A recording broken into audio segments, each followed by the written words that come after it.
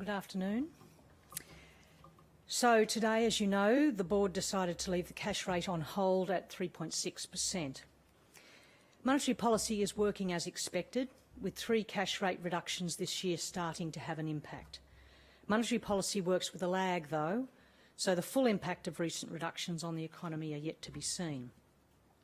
On balance, domestic data since the August meeting have been in line with or a little stronger than what we were expecting in our forecasts. The labour market remains solid, and although employment growth has been slower in recent months, we judge it's still a little tight relative to full employment. Inflation remains within the target range, but recent data indicate there could be a bit more upward pressure than we thought in August. The June quarter national accounts also gave us a bit more confidence that the recovery in the private sector demand, particularly household consumption, is progressing as we expect. In our August forecasts, we expected global growth to slow, partly reflecting the impact of tariffs and changing trade flows. Since then, there has been some weaker than expected data from China, but the trade volumes have held up, and it's still expected that the authorities would provide support if needed. Data from the United States has been more mixed, with weak employment data but relatively strong activity data. The board sees the risks as broadly balanced, and it remains data-driven. By the next meeting in November, we'll have more data on the labour market and inflation data for the September quarter. We'll also have some more forward-looking indicators, including from Liaison and an updated set of forecasts. We know that high inflation has pushed up prices across the board over the past few years, and while inflation has fallen a lot, the price level isn't coming back down. And this higher price level affects everyone, and it's been especially tough on people of lower incomes and the more vulnerable. This is why it's so important to keep inflation low and stable and unemployment as low as possible. So thank you, and happy to take your questions. Hi, Governor. Stella Chiu from Reuters. You said the economy was in a good place just a week ago. Is it still in a good place after the monthly CPI reports? And what is it about those reports that seem to have alarmed you so much? So, yes, I think the economy still is in a good spot. I mean, we have inflation basically in the 2 to 3% range. The unemployment rate is holding at around 4.2. We expect it'll drift up a little bit, but we still expect it to be relatively low compared with history. The monthly data are volatile, but a couple of components, we've got 2 months now of the quarterly number, and a couple of components, market services and housing inflation, were a little higher than we were expecting. So we're just being a little bit cautious about that. It doesn't, I don't think, suggest that inflation is running away, but we just need to be a little bit cautious. Hi, Governor Matt Cranston from The Australian. Can you tell us a little bit about how the wealth effect works and how the RBA looks at how house prices affects that, and what sort of indicators it sees from that and when it makes decisions about interest rates? So just very briefly, I mean, we have models, and our models of consumption have incomes in them and they have a wealth effect, and that's where it finds. Now, I can't rattle off the model for you, but basically that's the way that wealth finds its way into, and the evidence is that wealth does affect consumption. Wealth comes from a number of things. Certainly it comes from housing prices, but to the extent that particular households might have shares or superannuation that they can observe rising because asset prices are rising, then those are the sorts of things that add to wealth. And as I said, the evidence, if you look at consumption modelling, the evidence is that those wealth effects do have an impact on consumption. And how does that indicate? How does that? Well, it finds its way into our forecast for consumption. That's the way it works, and consumption finds its way into GDP, and then GDP relative growth in demand in GDP relative to what we think the supply capacity of the economy is. That then is how we work it into what we think it means for inflation and employment. Hi, Governor. It's Cameron from Newswire. As a group, you've used your last few speeches to talk to people about the fact that prices will remain permanently higher and will never go back to pre-COVID levels. I guess, why are you trying to sell this message, and I guess why is it important for households that there's no period of deflation, I guess? Well, I'm not trying to sell anything. I'm trying to state a fact. And the fact is that prices have risen and they're staying up there permanently. We're not going to see a decline in... we don't want to see deflation. Deflation is not good for businesses. It's not good for making investment decisions. That's why low and stable inflation is best, when it's in the background and it isn't influencing decisions. But I just want people to understand that when we're lowering inflation, that doesn't mean we are lowering the price level. We're lowering the rate at which prices are increasing. Afternoon, Governor. Chris Kohler from 9 News. In previous press conferences, media conferences, you've said it's not a question of the direction for cash rates, but rather the timing. Now you sort of say that the balance are a bit more even. Is it kind of fair to say that your thoughts on that have changed, and that maybe people at home should be expecting a period of on-hold interest rates?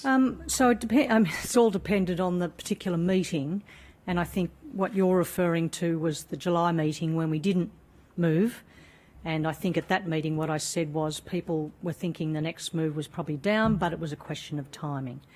So they were sort of meeting-specific comments, I think, in that particular context. In terms of what people should expect now, I'm not going to give forward guidance. I think I've said that a number of times. But what I would say is that today we felt, given the evidence we had, the risk reasonably balanced, that there had been a bit of an upside surprise on some of the data, the inflation and the activity data. And I should say that's good news. It's good news that activity is responding. So I don't want anyone to think that's bad news, but it just makes us think, well, it was a good decision today to hold. We'll have more information available in November, and we're looking forward. We're trying to see where this might take us in terms of inflation and employment, and then we can make a decision in November. So we'll make that decision in November about whether it's down again or maybe it's hold again. And if the economy is continuing to recover, that's really good news. Hi, Governor. David Chow from ABC News. So recently you and your colleagues have said the economy is showing signs of an upswing. So in that kind of environment, how could you justify further interest rate cuts? Because we're focused on what's happening to inflation and employment. And if we can observe a bit of an upswing at the same time as we're continuing to see the labour market tightness contract and also the supply and demand imbalance contract, then you can foresee circumstances where it might be appropriate. The issue is that we don't really know where everything is in balance at the moment. We think we're close, but we don't know. So I'll come back to my earlier point, which is we'll look at this meeting by meeting based on the data, and it's welcome that we're getting this swing up in activity. And if we can get that swing up in activity at the same time as the labour market remains reasonably in balance, then that'll also mean that inflation is staying under control. Michael Reid from the Australian Financial Review. After the recent inflation data, most economists now don't expect to see another rate cut for the rest of the year. What do you make of those assessments?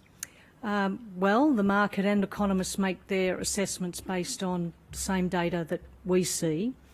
I'm not going to say they're right or wrong because, as I said earlier, it will depend a little bit on what we see coming over the next few months and what our forecasts end up being. So I can't say whether or not they're right or they're wrong. And as you've seen, actually, they adjust depending on what the data come in. So, 6 weeks ago, they did expect more cuts. Now they don't because of the inflation data. So I wouldn't say they're right or wrong.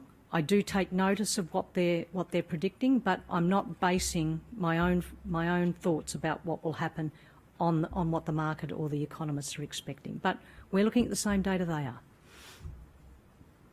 Governor Swati Pandey from Bloomberg News. The question is if the board considers the stance of policy at this point is still an easing bias, or is it more neutral now? Based on the statement today, it looks like the economy does not need any stimulus, or it does not want any stimulus. So would you say the policy stance at this point is neutral, or does the board still have an easing bias? I think it's very difficult to say, Swati, and that's why I think we have to be data dependent.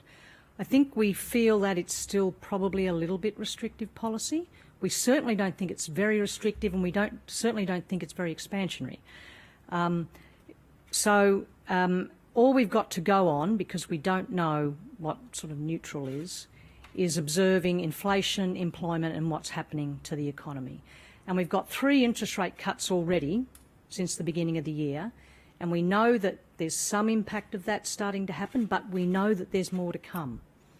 So how restricted are we at the moment? I don't know. So that's why we have to be data dependent. We have to see what the outcomes are looking like, what the forward-looking indicators are telling us, and what our forecasts are telling us. Hi, Governor. Caroline Marcus from Sky News. Thank you for today. Why did the Reserve Bank depart from its narrative that inflation had been tamed? Do you think that gave consumers a false sense of hope that there were still multiple rate cuts ahead of us, and that they responded by increasing discretionary spending and on investment properties? I'm not ever sure I said inflation was tamed. Certainly I have said that we've made a lot of progress in getting it back down into the range, which it now is. Now, it's possible that consumers have responded to news that inflation, and they're observing that inflation has come down, because what we're observing now is that their real incomes are rising. And so we've been expecting that as real incomes rose, and back to the question earlier about wealth, as housing prices have been rising and shares have been rising, that we would expect to see households start to increase their consumption again. And as I said, that's actually welcome, because it's reflecting that they're feeling better about things. So I don't think it's a bad news story. I think it's a good news story, but we just have to be alert to the fact that demand doesn't increase more quickly than the supply capacity of the economy to provide the goods and services. Thanks, Governor. Luca Udimani from Guardian Australia. Last week, markets and economists were pretty quick to pick that inflation was running hotter than expected, but they weren't so quick to pick how the RBA would interpret that, how seriously the board would take that data going forward. So just going forward, would you be comfortable cutting even if underlying quarterly inflation wasn't falling?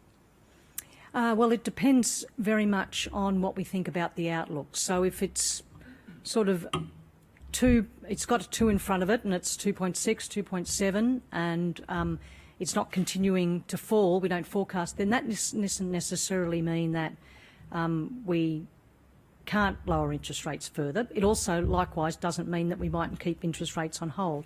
It all depends on what we think the outlook for the economy is. So they were quick to interpret. I do want to just make a point about the monthly CPI. It is volatile, it moves around a lot, but it doesn't.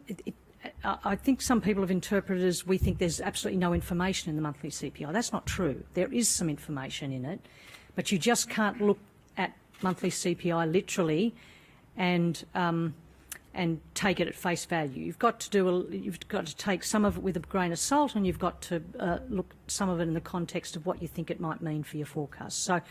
So no, I don't think it does necessarily mean that. What we're focusing on is an interest rate path that will deliver us inflation sustainably in the band. That could mean a couple more reductions. It might not. I don't know at this point, and we'll look at all this again in November. Thanks, Governor. Brandon Howe from Capital Brief. Given the data is broadly in line with the RBA's forecasts, and market expectations are split on the future trajectory for rates, what would be your message about what we're likely to see from the bank over the coming months? Another request for forward guidance. I'm not going to predict what the interest rate is going to be in the next 3 to 6 months. What I'm saying is that we have got a situation now which is actually quite a positive situation. We have inflation back in a 2 to 3% band, both in underlying and headline. Headline is going to be volatile, as we've seen, because what happens when it happened in the monthly CPI when subsidies drop out for electricity, energy, the headline goes back up again. So we know that's going to be volatile, but we broadly have got inflation back in the band. We've got employment around full employment, maybe a little bit on the tight side. That is all really good positive news. I can't say what that means for next month or the month after, because it is going to depend on what the data tell us, and we're going to have to wait for that. Hi, Governor. Tom Richardson from the nightly Channel 7. I won't ask you about forward guidance again. Just on the monthly reporting of inflation data, I think the ABS is going to change how it reports it from November, and I think you previously said that you will place more emphasis on it then. So can you just talk to us a little bit about that, please? Just very briefly. So the first point is that, yes, from November we are getting a full monthly CPI rather than a partial indicator, which we've got at the moment. And I want to say that's great news. Nearly every other country in the world has a monthly CPI, I think, or advanced economies. So this will bring us in line with that, so that'll be great. A couple of points, though, when it comes in.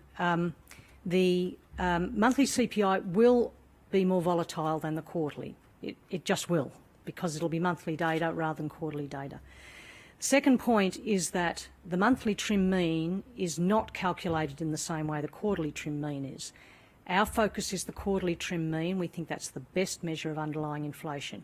So our focus will not be on the monthly trim mean. We're not going to be focusing on that. The third point to make is that it is a transition, and the ABS have recognised this.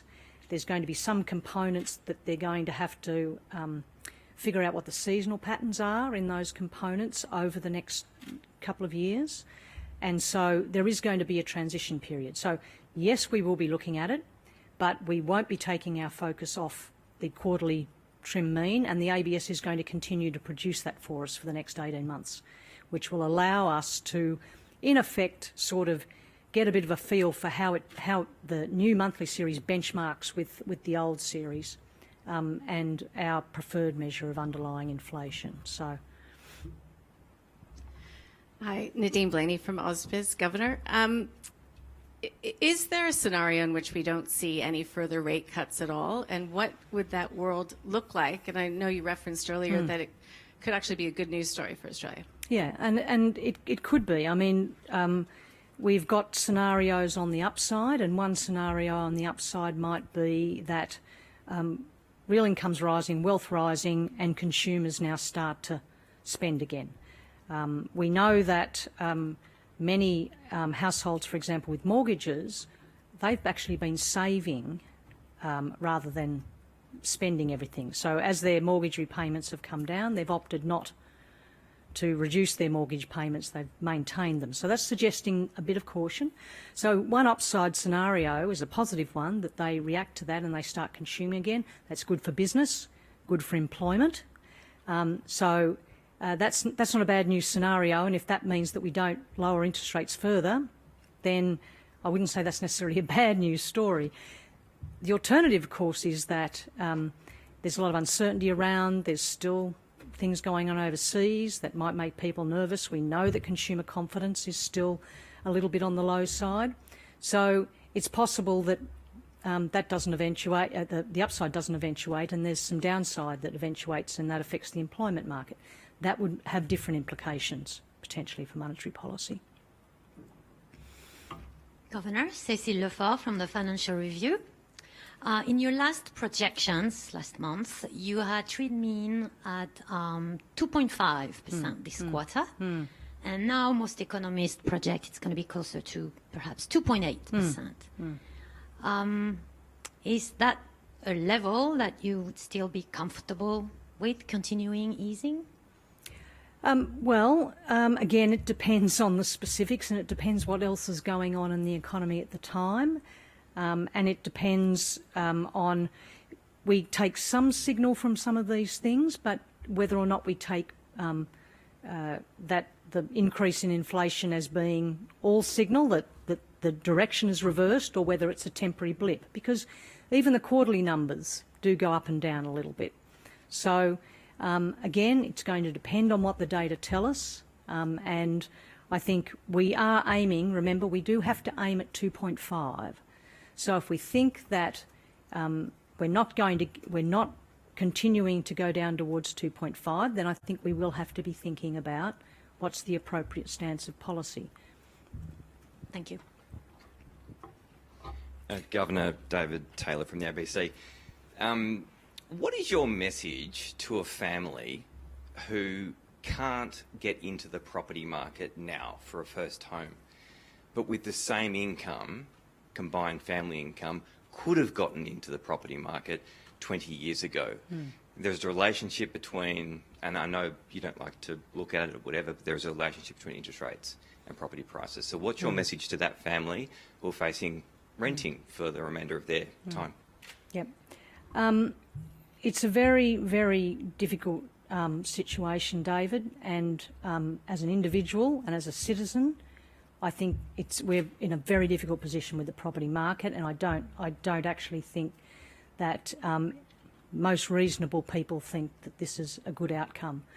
Having said that, there's nothing that I can do personally about it. We don't target housing prices. It's true that part of the transmission mechanism for monetary policy is through the housing market, and we're observing a little bit of that Well, as at interest the rates moment. have come down, As property prices have gone up. Well, they typically do, although I have to say that as interest rates were rising as well, property prices were going up. But that was after a pandemic where you threw billions of dollars at the property market. So what I would say is that, yes, you're quite right.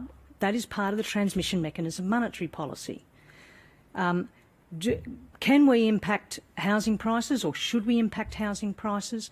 No, we have to focus on our mandate, which is inflation. I've said a number of times before, the problem in the housing market is a structural deficit of supply. That is the problem. And governments now get that, and you are seeing some action on that, but it's going to be slow to work its way through. So You're confident it will? It's going to take time, and if the governments really want to commit to this, then I'm not confident it's going to make any impact in the next 2 years. So the bottom line is that all I can do is make sure I keep inflation low and stable, and I keep employment as strong as possible, because that gives people the best opportunities to get jobs and be able to possibly get into the market. Sophia Rodriguez from Central Bank Intel. My question is on a different take on that price level question asked earlier. Now, there is two ways I can interpret that. One is because price levels have gone up so much, you give me some relief so that I feel good with the rate cut, and I don't feel the pinch of that higher price level. So, which means as long as you are confident that inflation will be around the 2.5% mark, you are more inclined to give me that relief through a rate cut. On the other hand, because price levels have gone up so much, you are very cautious that no, we cannot afford any inflation above 2.5%, which means you will be cautious and not cut. So which way are you thinking? The way I'm thinking is that the price level we are at is history. It's done. What we're focusing on now is making sure that we keep inflation low and stable. We're not trying to offset what happened in the past. What happened in the past happened in the past. It is about making the right decisions on monetary policy that will keep inflation sustainably at the middle of the target band, hopefully, and keep employment as strong as we can get it. That is the aim. It's not about offsetting price levels or anything like that. That's a bygone. It is purely on what happens next. It's not about offsetting. It is more about giving me relief through a rate cut. No, we're not in the business of offsetting price levels and giving people relief. We are in the business of targeting inflation and employment. That's the aim. Thank you. Hi, Governor. Luke Kinsella from the Financial Review. What do you think was driving the increase in services inflation in the monthly print, and can you just identify like what exactly it was in that print that gave you confidence to make a decision based on at this time that you didn't have at the July meeting? The July meeting, I think we highlighted, if you look back at what we said at that point, we did highlight that where there's some components, it was volatile, but there were some components that gave us concern. It's the same thing this time. Now, can I drill down into individual items and say which of those individual items gives us concern? No, not specifically, but one thing about market services inflation is that it often reflects the labour market, because market services often have a high input from labour. We know that many countries overseas are also experiencing services inflation above levels that are comfortable. So they've seen goods price inflation come down, but they're seeing sticky services price inflation. So it's just when we see this number looking a little higher than we thought it would be, there might be some one-offs in there. There might be some things that won't be repeated, but we've just got to be a little bit careful, because that's the bit overseas that's been persistent, and if it's persistent here, then we may have to be a little bit cautious on forecasting how far inflation will come down. So that's the gist of it. Are there particular expenditure categories that you have more No, trust in? I'm not going into particular expenditure categories. I think if you can go down and down and down into the weeds. All I'm saying is that I think as a whole, market services inflation is a bit sticky. It's sticky overseas as well, and it often reflects labour market conditions and conditions in the labour market. Thanks, Governor. Jacob Stamen from AAP. In today's board statement, you noted that there are signs that labour market conditions were remaining stable. In last month's statement, you noted that there was still that labour market conditions were easing. What's made you change your judgment over the past month, given employment growth contracted last month? So the labour market has eased, and we still forecast it to ease a bit further. Employment month to month is volatile. It's a monthly series, and it can be quite volatile. So we try to think about it sort of a little more over sort of 3 months, sort of get a bit of a feel for what's happening on average over those 3 months, rather than focusing on individual numbers. But the unemployment rate's held steady at 4.2%. So it has eased over the past year, and we think that if you look at some of the forward-looking indicators like vacancies, if you look at surveys, you look at our liaison, all of those things don't suggest that there is mass layoffs coming or anything like that. So that's the sense in which we think things look reasonably stable. They have eased, but at this point in time they look reasonably stable. That doesn't mean it's not still a little bit tight, and we think there is evidence that it's still a little bit tight. Thanks, Governor. John Keogh from the Australian Financial Review. The statement points to an inclination that businesses may be feeling or feel in the future more confident about passing costs on as consumer demand picks up and recovers. Previously, they've been absorbing those cost increases. Is there anything outside the hard data that you're hearing and seeing, such as from Liaison, that gives you pause for thought and informs your thinking around that? So the statement, I think, highlighted that as a sort of an upside risk, John, rather than something that we're observing.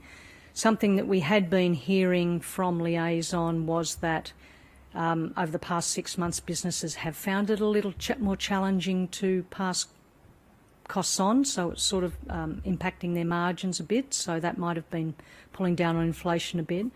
We're not hearing anything yet to suggest that that is not the case anymore and that they feel emboldened. It was really more a scenario to say what happens if, in fact, consumers with increasing wealth, with increasing real incomes now start to consume, and what if that starts to increase demand and businesses say, well, now we can start to push these on. What might that mean? So it wasn't saying we think it is happening. We're just highlighting it's something that could happen. Thank you. Thank you, everyone.